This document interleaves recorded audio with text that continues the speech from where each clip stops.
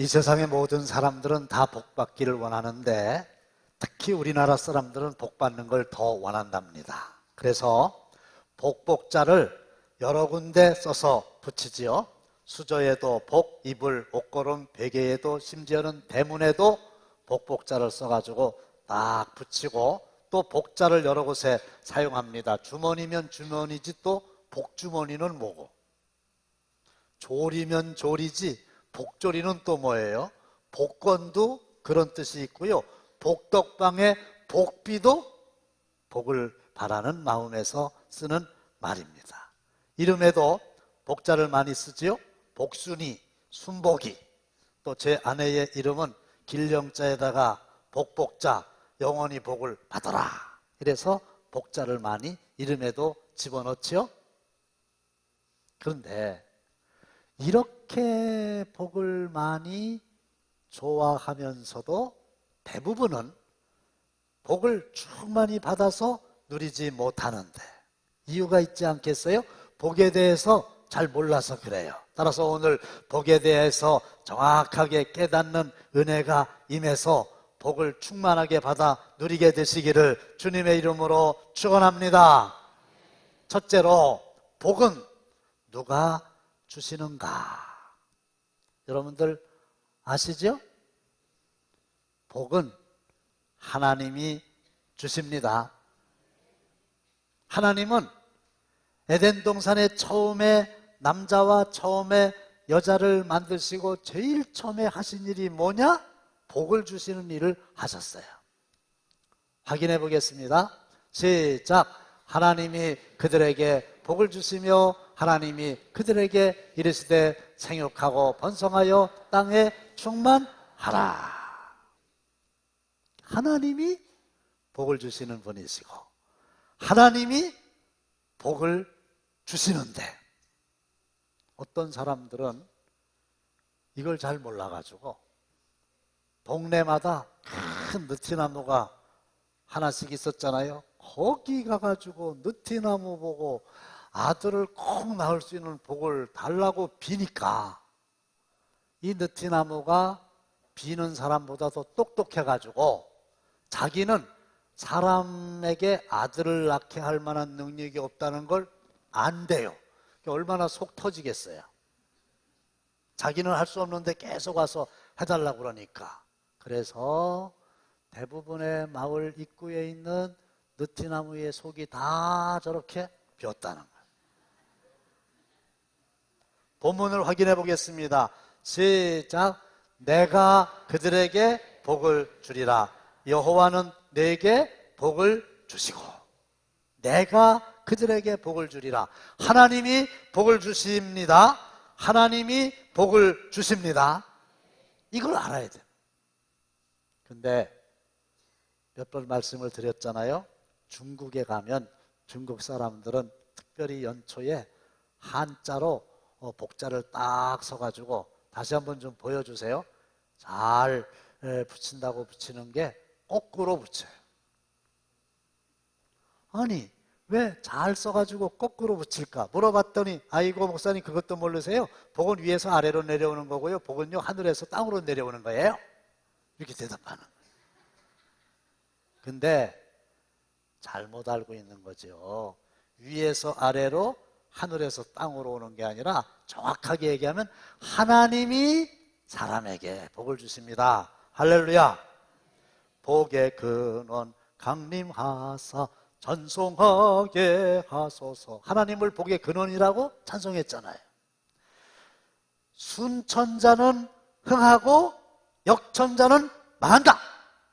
순천이라고 하는 말은 하늘의 뜻에 순복하는 거고 역천이라고 하는 건 하늘의 뜻을 거역하는 거거든. 우리나라 속담이에요. 근데 하늘이 아니고 하나님께 순종하면 복을 받고 하나님께 대들면 화를 받는다. 이런 뜻이니 하나님이 복이심을 믿으시고 하나님이 나에게 복 주시는 분이심을 믿으시기를 바랍니다. 따라서 하나님을 만났다는 얘기는 복을 만났다는 얘기, 하나님과 가까워진다는 얘기는 복과 가까워진다는 얘기, 하나님과 멀어진다는 얘기는 복과 멀어진다는 얘기이니 복을 주시는, 그리고 복 주시기를 원하시는 분이 하나님이시라고 하는 사실을 분명히 믿으시고 하나님으로부터 복을 많이 받아 누리는 여러분들 다 되시기를 주님의 이름으로 축원합니다. 두 번째로는 하나님이 우리에게 주시기 원하시는 복이 뭘까요? 우리는 보통 돈을 그렇게 좋아하더라고요. 어르신들이 아주 좋아하는 세 개의 금이 있대요. 그래서 뭐 황금인가 소금인가 뭐 이랬더니 그게 아니고 현금, 지금, 입금, 이걸 제일 좋아하신다. 그리고 건강하고, 그리고 장수하고, 그리고 성공하고, 이게 복이다. 맞아요. 복은 복이에요.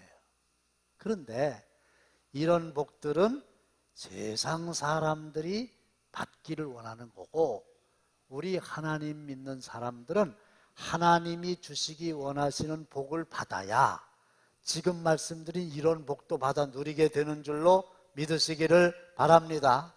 그러면 하나님이 우리에게 주기 원하시는 복이 뭘까요? 첫째가 지켜주시는 복입니다. 24절입니다. 시작! 하나님은 저와 여러분들을 지켜주시기를 원하시는데, 지켜주신다고 하는 말은 우리 주위에 항상 각종 위험이 도사리고 있다는 것을 암시하는 거예요. 여러분들이 차를 하나 사셨잖아요. 그러면 대부분의 성도들이 그 차를 가지고 와서 제게 기도해 주시기 바랍니다. 그러면 저는 아주 고민하지 않고 성경책 딱 들고 차 안에 들어가서 시편 121편을 읽어드립니다. 우리가요, 아무리 교통법규를 잘 지키고 조심해서 운전한다 할지라도 하나님이 앞뒤 좌우를 지켜주지 아니하시면 다른 차가 와가지고 사고 낸다니까요. 그래서 이 지키다라고 하는 말은 둘레에 가시로 울타리를 친다, 그런 뜻입니다. 유목생활에 익숙한 이스라엘 백성들은 울타리 안에 있는 양이 위험한 바깥으로 나가지 못하도록 가시로 울타리를 친 거고, 울타리 밖에 있는 싸나운 짐승들이 울타리 안으로 들어와서 양을 해하지 못하도록 지키고자 가시로 울타리를 친 거거든요. 하나님께서 저와 여러분들이 위험한 곳으로 가지 않도록 마음과 발걸음을 지켜주시고, 사탄과 죄가 은밀하게 들어와서 우리를 망하게 하는 일이 없도록 능력의 손으로 울타리가 되어서 막아주시기를 바랍니다. 지켜주실 줄로 믿습니다. 자녀를 지켜주시고, 여러분들의 사업을 지켜주시고, 건강을 지켜주시고, 생명을 지켜주시고, 믿음을 지켜주시고, 무릇 지킬 만한 것보다도 내 마음을 지켜라. 마음도 지켜주시는 게 복입니다. 그러니까 없는 것을 자꾸 주세요 하는 것보다 있는 것을 하나님이 잘 지켜주시는 게 복 중에 복인데, 시편 121편에 보면은 우리를 어떻게 지켜주시는가? 밤에도 지켜주시고, 낮에도 지켜주시고, 오른쪽에서 지켜주시고, 영혼을 지켜주시고, 출입을 지켜주시고, 영혼까지 지켜주시고, 하나님이 우리를 지켜주셔야 우리가 받은 복을 계속 누리며 살 수 있으니, 지금까지 받은 복을 세어보고 뺏기지 않는, 하나님이 가시 울타리를 쳐서 지키시는 복을 누리시기를 바랍니다. 두 번째로는 은혜의 복을 주시기 원하십니다. 25절입니다. 시작!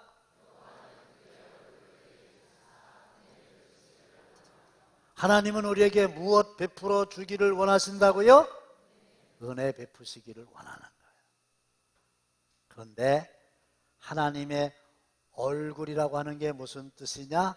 하나님은 언제나 항상 우리를 향하고 계신다는 뜻이요. 하나님의 얼굴이라고 하는 뜻이 뭐냐? 하나님은 항상 우리에게서 하나님의 눈을 떼지 않으신다, 그런 뜻이에요. 마치 손자 손녀가 너무 귀해서 눈을 떼지 않고 바라보면서 즐거워하는 것처럼 말입니다. 근데 문제는 우리가 하나님의 얼굴을 안 보거나 보다가도 얼굴을 돌려가지고 딴짓하는 거 있어요. 노아 시대에 모든 사람들의 생각이 항상 악했다고 그랬어요. 그런데 노아만은 하나님 앞에서 완전하고 하나님과 동행하는 의인이라고 그랬어요. 그런데 이게 쉽지 않아요. 동네 사람들이 다 악한데, 내 주위에 있는 사람들이 다 악한데, 우리 시대에 살고 있는 사람들의 풍조가 다 그런데 나만 온전하고 나만 하나님과 동행한다? 쉽지 않아요. 근데 노아는 어떻게 해서 그렇게 되었을까요? 시작! 그러나 노아는 여호와께 은혜를 입었더라 그랬는데, 이 창세기 6장 8절의 원어에는 은혜라는 단어가 없습니다. 영어 성경에도 은혜라는 단어가 아예 없습니다. 그런데 우리나라 성경은 은혜를 입었다 이렇게 번역을 한 거예요. 그러면 원래의 뜻이 뭐냐? But, 그러나 노아는 found favor, 즐거움을 찾았어요. 어디서? In the eyes of the Lord, 주님의 눈 안에서 즐거움을 찾았다 그랬어요. 그게 뭐라는 거예요? 그게 은혜다, 그런 뜻이에요. 다시 말씀을 드리면 노아는 무엇을 기쁨으로 삼았느냐? 무엇을 즐거움으로 삼았느냐? 하나님의 얼굴 바라보는 거, 하나님의 얼굴에 눈과 마주치는 거, 그걸 삶의 가장 큰 기쁨이요 즐거움으로 삼았다. 그랬더니 하나님께서 너무 기쁘셔서 자격이 없지만 또 대가를 치르지 않았지만 값없이 무조건 은혜를 베풀어 주셨다, 그런 거예요. 여러분들도 하나님의 얼굴, 하나님의 눈 구하는 것을 즐거움으로 여기시기를 바랍니다. 그러면 하나님께서 우리에게 필요한 것은 다 책임져서 은혜로 주시는 거예요. 이걸 어떻게 알아듣기 쉽게 설명을 해드릴 수 있을까? 어제 저녁 잠자리에 들 때까지도 기도 제목이었는데 오늘 아침에 일어나가지고 제가 정리를 했어요. 이런 거예요. 우리 아들이 전도사인 거는 아시잖아요. 전도사니까 이제 생활이 뭐 어렵지요. 다들 그래요. 그 거쳐야만 되는 과정이에요. 근데 결혼을 시키고 첫 번째 여름 휴가가 됐는데 이 애들이 와가지고 엄마 아빠 휴가 가는데 자기들도 같이 따라간다는 거예요. 그래서 그래요? 그래 같이 갔다 왔어요. 근데 중요한 건 그 다음에 애를 낳는데도 굳이 엄마 아빠를 따라서 휴가를 간다는 거예요. 그래서 내가요 진짜로 아들의 눈을 이렇게 보면서 물어봤어요. 야, 너 왜 엄마 아빠하고 휴가 같이 가려고 그러냐? 1번, 엄마 아빠가 너무 좋아서. 며느리한테도 물어봤어요. 너 왜 같이 따라다니려고 그러냐? 시어머니가 너무 좋고 그의 얼굴 보는 게 너무 즐겁고 그의 눈을 마주치는 게 너무 좋아서. 이거 1번. 2번, 돈이 안 드니까 따라가는 거다. 1번이냐 2번이냐 그랬더니요 1번이래요. 근데 문제는요 여행을 며칠 간다 그러니까요 완벽하게 모든 것들을 다 준비하는데 결정적으로 이 애들은요 지갑은 안 가져와요. 왜 그러냐? 아버지 어머니가 다 치러줄 줄로 믿고 아주 즐거운 마음으로 오더라고요. 그래서 제가 작년에 농담 삼아서 이랬어요. 야, 너들 이틀만 같이 다니고 사흘 될 때는 좀 헤어져 갖고 너희들은 너희들대로 우리는 우리대로 하자, 이랬어요. 그때 내 아내가 나를 말리면서 그런 얘기 하지 말라고, 지금이니까 그렇지 세월 흘려가지고 전세가 역전됐을 때, 우리는 힘이 없고 걔들은 힘이 있을 때 아버지 어머니 이틀만 같이 다니시고요, 사흘째 되는 날은 알아서 가세요. 그러면 어떻게 할 거냐고. 그래서 작년에도 끝까지 같이 다녔거든요. 무슨 말씀을 드리려고 하느냐 하면, 부모가 자녀를 사랑하고 부모에게 능력이 있다면, 그리고 그 자녀가 정말로 부모님의 얼굴을 뵙는 것을 즐거움으로 알고 눈과 마주치는 것을 기쁨으로 안다면, 그 부모가 그 자녀에게 온갖 필요한 것 조건 없이 다 주지 않겠어요? 그렇죠? 자식들이 그렇게 안 해서 문제고, 그렇게 해도 능력이 한계가 있어서 문제지, 자식들이 정말로 우리에게 그렇게 하고 나에게 능력이 있다면 뭔들 안 주겠어요? 다시 하나님과 우리 관계로 돌아와서 저는 하나님 얼굴 뵙는 거, 하나님의 얼굴에 눈을 마주치는 게 나의 삶의 가장 큰 기쁨입니다. 이러면 하나님이 능력이 많으시고 우리를 사랑하시기 때문에 조건이 없이 우리에게 필요한 거 다 채워주시는데, 그게 뭐냐? 은혜라는 겁니다. 하나님은 우리가 이런 은혜의 복을 받기를 원하고 계십니다. 할렐루야! 그러면 하나님의 얼굴을 구하는 거, 하나님의 눈을 마주치는 게 뭡니까? 예배드리는 거지요. 하나님께 예배드리는 것으로 믿으십니까?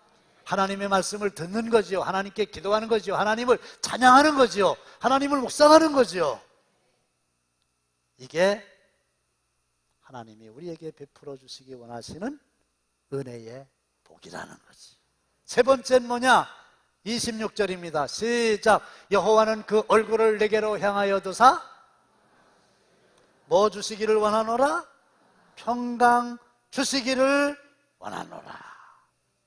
평강은 샬롬이라는 뜻이 있고, 우리나라 말로는 안녕이다 이런 뜻이 있는데, 이스라엘 백성들은 지금도 사람들을 만나면 인사가 샬롬, 그리고 우리도 사람을 만나면 안녕하십니까 이런 인사를 하는데, 이 인사가 슬픈 인사래요. 안녕하십니까가 왜 슬픈 인사입니까? 얼마나 안녕하지 못했으면 사람을 만나자마자 제일 궁금한 게 밤새 무슨 큰일 없이 안녕하십니까? 이거를 묻습니까? 진지 잡수셨습니까? 얼마나 때가 됐는데도 밥을 못 먹었으면 만나자마자 인사가 밥을 먹었느냐는 인사를 하겠어요.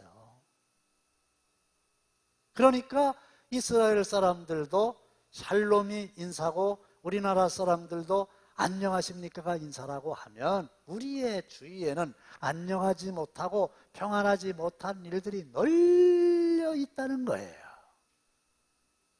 그러니까 불안하고요, 어떨 때는요 소름이 끼칠 정도로 무섭고요. 그렇잖아요. 지금 애굽을 출발한 이스라엘 백성들, 민수기는 광야에 있을 때의 이야기가 아니겠습니까? 저 가나안 복지를 들어가야 되는데, 그 가나안 복지에서 준비를 다 해놓고 초청장을 보낸 게 아니잖아요. 가나안 땅에 들어가서 전쟁을 해서 이겨야만 그 가나안 땅을 차지할 수 있는 거예요. 그러니 광야에 있는 이스라엘 백성들 얼마나 불안하겠어요. 여러분들의 마음은 지금 평안하십니까? 그런데 그런 자들에게 하나님이 평강을 주시는 게 복이라는 거예요. 이 평강이라고 하는 말은 개인적으로는 평안이라고 하는 뜻입니다. 요한복음 14장 27절입니다. 시작. 평안을 너희에게 끼치노니 곧 나의 평안을 너희에게 주노라. 내가 너희에게 주는 것은 세상이 주는 것 같지 아니하니라. 너희는 마음에 근심도 말고 두려워하지도 말라. 평안은 개인에게 주시는 하나님의 복인데 이거는 세상이 주는 것과 다르다는 거예요. 세상의 평안이라고 하는 건 환경과 조건이 맞아야 주어지는 거지, 환경과 조건이 잘못되면 평안을 뺏기고 말잖아요. 근데 하나님이 주시는 평안은 세상이 주는 것 같지 않아서 세상이 빼앗아갈 수도 없고 세상이 줄 수도 없는 거예요. 하나님만이 주시는 평안이에요. 마음이 평안한 게 복인 줄로 믿습니다. 근데 주님이 주시는 평안은 상황과 조건과 관계가 없는 무조건적인 평안이라고 하는 것이. 미술대학교 교수님이 학생들에게 숙제를 주었습니다. 얘들아, 이 세상에서 가장 평안한 모습을 화폭에 그려봐라. 그랬더니 대부분의 학생들이 넓은 풀밭에서 양떼들이 한가롭게 풀을 뜯고 배가 불러매 누워서 잠을 자고, 높은 하늘에는 구름이 두둥실 떠다니고 그 옆에는 목동이 피리를 불고, 이런 그림을 그렸다는 거예요. 목가적이죠? 평안하지요? 그런데 유독 어떤 학생만은 천둥이 치고 비바람이 불고 천길 만길 낭떠러지 끝에 위태하게 소나무가 한 그루 서 있는데 어쩌자고 그 위에 새가 새집을 짓고 새끼를 낳아가지고 어미가 부모로 딱 품고 있는 그림을 그렸어요. 그런데 교수는 역시 보는 눈이 다른가 봐요. 어떤 것이 평화로운 그림이냐 했더니 첫 번째 있는 그게 아니고 두 번째 있는 그 그림이 평화를 나타내는 그림이다. 그래서 점수를 많이 줬다는 거 아니겠어요? 왜 그럴까요? 환경은 천둥, 비바람, 또 낭떠러지, 위태한 소나무 꼭대기, 그렇지만 누가? 어미새가 누구를? 새끼 새를 평안하게 은혜와 사랑의 날개로 품어주니 그 어미의 품속에 있는 새끼는 두려움이 없어라. 할렐루야. 그거예요. 우리도 마찬가지. 아무리 환경이 어려워도 하나님께서 은혜의 날개로 저와 여러분들을 품어주시니 내 마음은 평안하다. 할렐루야. 그렇죠? 그게 복이라는 거지. 두 번째로, 너와 나 사이에서 평강이라고 하는 게 뭐냐? 화목이라는 거예요. 그래서 공동체에서는요, 화목하게 지내는 게 가장 큰 복이에요. 우리 교회 믿음의 공동체, 여러분들의 가정, 사랑의 공동체인데 화목하시기를 축원합니다. 쌈질하면요, 복이 달아납니다. 시작. 마른 떡 한 조각만 있고도 화목하는 것이 제육이 집에 가득하고도 다투는 것보다. 제육이 뭘까요? 모르시는 분은 식당 가서 제육 볶음을 시켜보세요. 그러면 온갖 고기가 다 나와요. 마른 떡 한 조각만 있고도 가족들끼리 화목하게 지내는 것이 온갖 고기가 집에 가득하고도 다투는 것보다 훨씬 더 낫다. 그런데 어떤 분은 이 본문을 묵상하면서 이런 생각을 했대요. 집에 제육이 가득하고 화목한 건 어떨까요? A 플러스지. 그렇죠? 마른 떡 한 조각만 있고도 화목한 것보다 제육이 집에 가득하고도 화목한 여러분들의 가정이 되시기를 바랍니다. 교회가 되기를 바랍니다. 그런데 이런 집도 있대요. 집에 마른 떡 한 조각밖에 없는데 싸워. 그러면 상황도 어렵고 형편도 어려운데 서로 싸우면 거기에 복이 있을 수 있겠어요?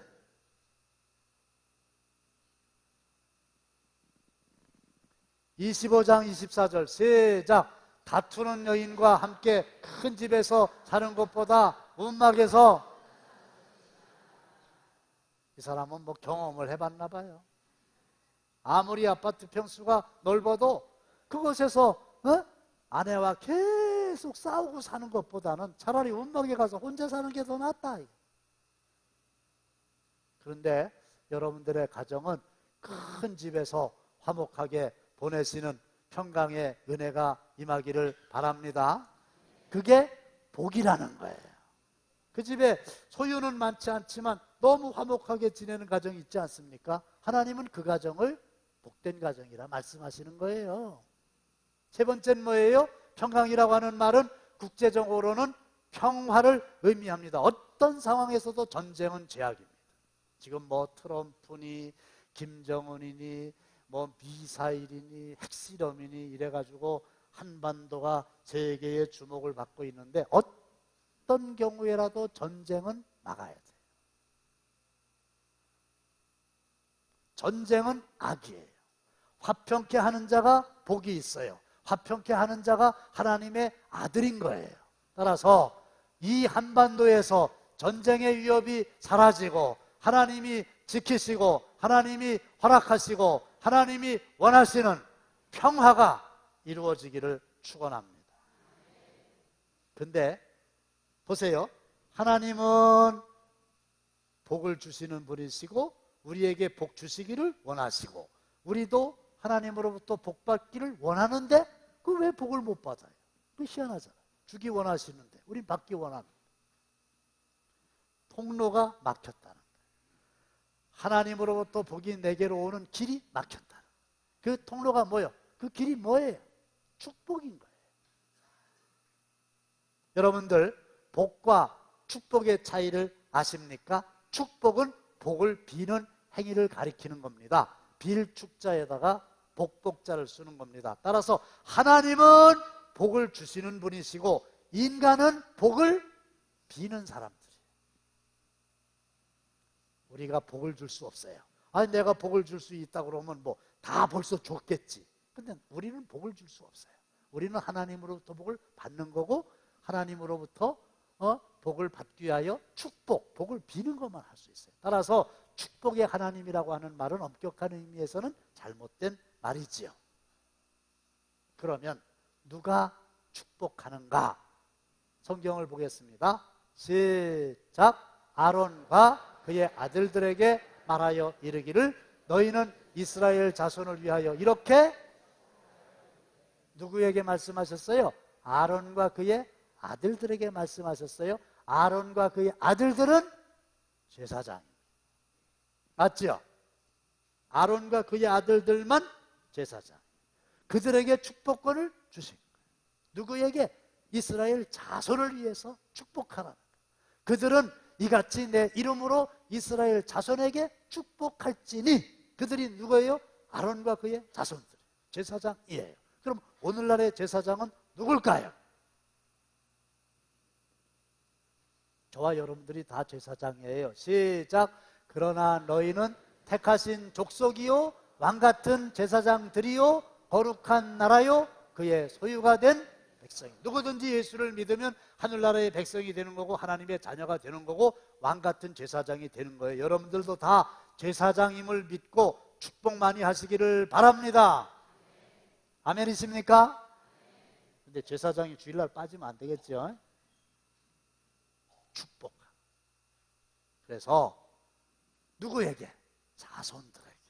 그래서 여러분들의 아들, 딸, 여러분들의 손자, 손녀 위해서 마음껏 나에게 축복권이 있다는 것을 믿고 축복하시기를 바라요. 이걸 지금보다 100배는 더 하셔야 돼요. 아버지로부터 축복을 받아가지고 잘된 사람의 대표적인 인물이 구약 성경에 나오는 야곱이지요. 근데 야곱이 나이가 많아가지고 이제 세상을 떠날 때가 됐어요. 야곱의 아들 요셉이 그걸 알고 요셉의 두 아들 므낫세와 에브라임을 데리고 옵니다. 그래가지고 아버지 저의 아들들에게 축복해 주세요. 그러니까 죽을 힘을 다해서 야곱이 일어나서 이제 손자에게 축복을 하게 되는데, 요셉은 큰아들 므낫세를 야곱의 오른쪽에, 둘째 아들 에브라임을 왼쪽에 갖다 놓습니다. 이제 할아버지인 야곱이 오른손으로 므낫세, 왼손으로 에브라임의 머리에 얹고 축복 기도하면 되는데, 기도할 때 이렇게 한 거 아시죠? 그랬더니 아이고 아버지 왜 그렇게 손을 어근 맡기십니까? 그랬더니 나도 알아, 일부러 그런 거야. 그리고 오른손으로 둘째 아들 에브라임을, 왼손으로 첫째 아들 므낫세를 축복했는데요, 나중에 보니까 에브라임이 므낫세보다 더 잘 된 거 있죠. 이게 이만큼 능력이 있는 거예요. 그러니까 왼손으로 하냐 오른손으로 하냐도 이렇게 차이가 있다고 할 때 하느냐 안 하느냐는 얼마나 차이가 많아요. 그러니까 애들 보고 이 빌어먹을 놈이라 이런 거 얼마나 잘못한 거예요. 빌어먹을 놈이라고 하는 건 거지 새끼들아 소리 아니에요. 이 오라질 놈아, 오랏줄, 응? 이거 꽁꽁 묶여가지고 감옥에 가라는 얘기 아니에요. 여러분들의 입술이 축복의 입술이 되시기를 바랍니다. 이걸 많이 하시기를 바랍니다. 그리고 오늘날의 제사장이 또 누구냐? 당연히 영적인 지도자지요. 여러분들이 다 하나님의 왕같은 제사장들이라고 할 때 영적인 지도자가 당연히 제사장인 거 맞지 않습니까? 그래서 저도 이게 축복권이라고 하는 게 이게 하나님으로부터 특별히 받은 권세구나, 이걸 깨달았어요. 목회 초기에 아주 복잡한 상황을 듣던 제가 의도가 없이, 그냥 생각 없이, 별 뜻 없이, 그렇다면 세 사람 중에 한 사람이 죽어야 되겠네 그랬어요. 그런데 얼마 후에 세 사람 중에 한 사람이 죽었어요.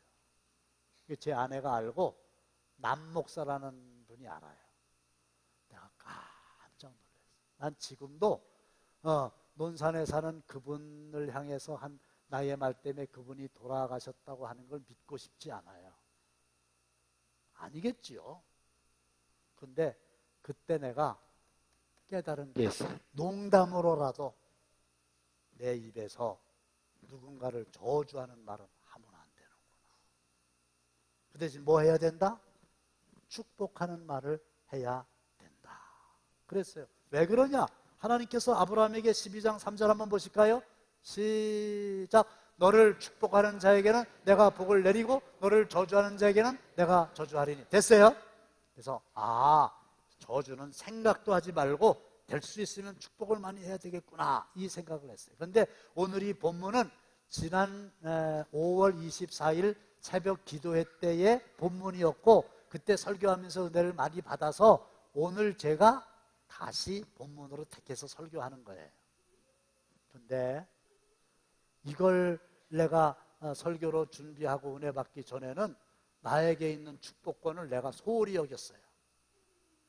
수요일 날 깨달았다 그랬죠? 근데 이틀 전인 월요일 날 대전에 가가지고 어떤 가족과 함께 저녁 식사를 맛있게 잘 했어요. 근데 헤어지면서 그쪽에서 저한테 이러는 거예요. 목사님, 저희 가정을 위해서 축복 기도를 많이 좀 해주세요. 근데 제가 잘못한 게 뭔지 아세요? 아무런 대답도 안 했어요. 왜 그랬냐고요?